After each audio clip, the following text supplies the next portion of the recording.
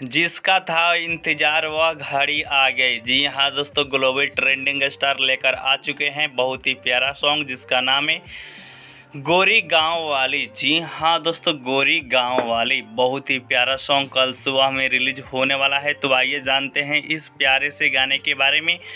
अगर आप सभी दोस्तों भोजपुरी के फ़ैन हैं तो वीडियो को लाइक कर चैनल को सब्सक्राइब कर लीजिएगा, क्योंकि कल सुबह में पावर स्टार पवन सिंह भी लेकर आ रहे हैं पियर की फराक वाली, जिसके गाने का लिंक मैंने डिस्क्रिप्शन बॉक्स में डाल दिया है।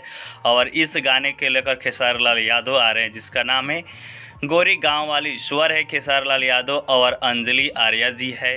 बात किया जाए गीत का तो लिखे हैं अखिलेश कश्यप जी, म्यूज़िक है दीपक मलानी जी का। ठीक है, बात किया जाए इस गाने को कल सुबह में रिलीज़ किया जाएगा श्यामा फिल्म्स पे। कहाँ पे दोस्तों? तो श्यामा फिल्म्स पर रिलीज़ किया जाएगा। जैसे रिलीज़ होगा हम आपको ज़रूर से ज़रूर बताएंगे। बात की जाए एक्ट्रेस की तो आस्था सिंह जी है, इस गाने में रिलीज़ किया जाएगा। तो कल सुबह में लिंक भी मिलेगा। ठीक है, तो चैनल सब्सक्राइब ज़रूर से ज़रूर करें।